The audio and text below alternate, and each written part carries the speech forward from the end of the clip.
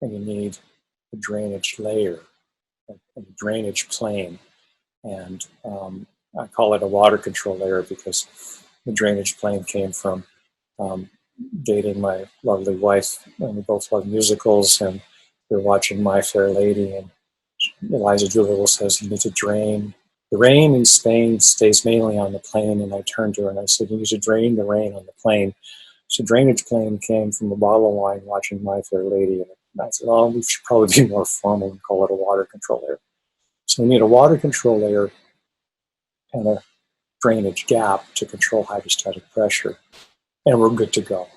Well, not quite, but we're almost good to go. What else do we need to know?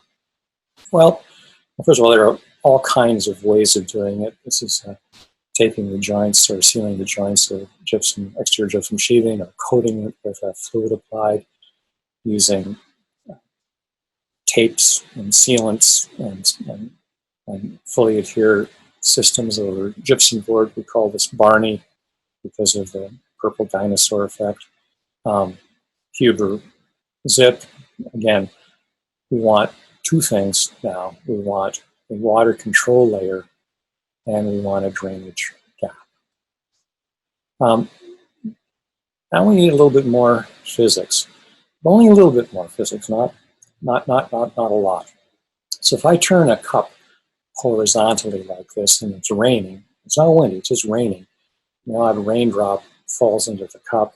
I can drain it to the outside because of the sloping surface of the cup. Not very sophisticated, but pretty darn effective.